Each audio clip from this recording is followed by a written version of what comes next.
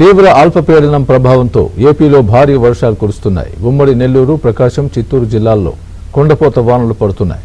రాయలసీమ, కోస్తాలోని పలు ప్రాంతాల్లోనూ వర్షాలు కురిసే అవకాశం ఉందని వాతావరణ శాఖ హెచ్చరికలు జారీ చేసింది. తమిళనాడులోనూ భారీ వర్షాలు కురుస్తున్నాయి.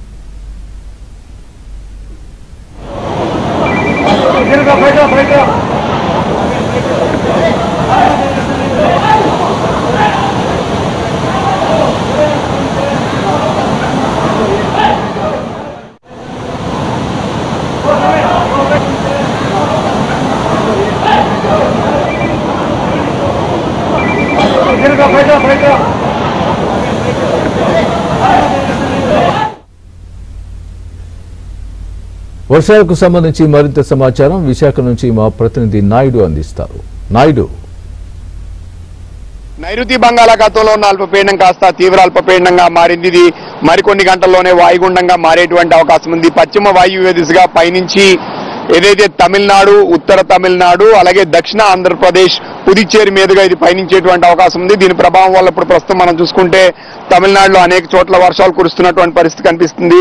అలాగే ఇటు ఆంధ్రప్రదేశ్లో చూస్తే దక్షిణ కోస్తా జిల్లాలు, రాయలసీమలో మాత్రం చాలా చోట్ల రైన్స్ పడుతున్నటువంటి పరిస్థితి అయితే కనిపిస్తుంది.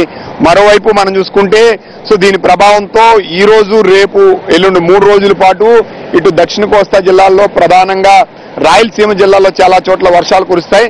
ఈ రోజు ఒక మోస్తారు నుంచి భారీ వర్షాలు మనం చూసుకుంటే ప్రకాశం, నెల్లూరు, అలాగే చిత్తూరు జిల్లాలతో పాటు ఇటు అన్నమయ్య జిల్లా, అలాగే సత్యసాయి జిల్లా, ఇటు కర్నూలు, కడప, అనంతపురం ఈ ప్రాంతాల్లో ఈ రోజు ఓ మోస్తారు నుంచి భారీ వర్షాలు పడడానికి ఆస్కారం ఉంది. 1-2 చోట్ల అత్యంత భారీ వర్షాలు పడడానికి ఆస్కారం ఉంది. ఈ ప్రాంతాల్లో ఇప్పటికే రెడ్ అలర్ట్ జారీ చేసినటువంటి పరిస్థితి ఉంది. రేపైతే భారీ నుంచి అతి భారీ వర్షాలు పడడానికి ప్రధానంగా రాయలసీమ జిల్లాల్లో, దక్షిణ కోస్తా జిల్లాల్లో ఎక్కువగా వర్షాలు పడతాయని చెప్పి వాతావరణ నిపుణులు అయితే అంచనా వేస్తున్నటువంటి పరిస్థితి ఉంది. ఉత్తర కోస్తా జిల్లాల్లో, కృష్ణా జిల్లా నుంచి పైన ఉన్నటువంటి జిల్లాల్లో కొంతవరకు ఆకాశం మేఘావృతమై ఉండి ఉరుములు మెరుపులతో కూడినటువంటి వర్షాలు, అంటే శ్రీకాకుళం, విజయనగరం, అలాగే ఈస్ట్ వెస్ట్ గోదావరితో పాటుగా మనం చూసుకుంటే కృష్ణా వరకు ఉన్నటువంటి అన్ని జిల్లాల్లో కూడా ఆకాశం కొంత మేఘావృతమై ఉండి ఉరుములు మెరుపులతో కూడినటువంటి వర్షాలు మాత్రమే పడడానికి ఎక్కువగా ఆస్కారం ఉంది. మిగతా జిల్లాల్లో మాత్రం కంటిన్యూటీ ఆఫ్ రెయిన్ అనేది ఎక్కువగా ఉండడానికి ఆస్కారం ఉంది. తీరం వెంబడి బలమైన గాలులు ఉంటాయి. గంటకు 40 నుంచి 50 కిలోమీటర్లు, జెచెస్ విండేజ్ కొన్నిసార్లు 65 కిలోమీటర్ల వేగంతో కూడా గాలులు వేస్తాయి. కాబట్టి మత్స్యకారులు వేటకు వెళ్లకూడదని హెచ్చరికలు జారీ చేసినటువంటి పరిస్థితి కనిపిస్తుంది. ప్రధానంగా దక్షిణ కోస్తా, అలాగే రాయలసీమ జిల్లాల్లో ఇప్పటికే ఖచ్చితంగా ఇన్ఫ్లో, రేపు కురిసేటువంటి వర్షాలతో చాలా వరకు ఇన్ఫ్లో పెరిగేటువంటి అవకాశం ఉంది.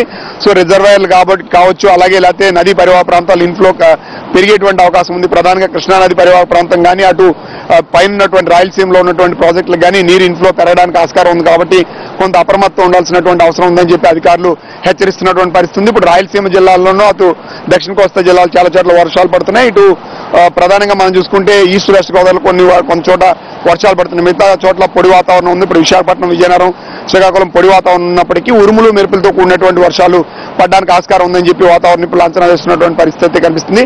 రాబోయే 3 రోజుల పాటు వర్షాలు కొనసాగడానికి ఆస్కారం ఉందని వాతావరణ నిపుణులు హెచ్చరిస్తున్నారు. వేడిజల్ని సంతోష్ నాయుడు, విశాఖపట్నం నుండి.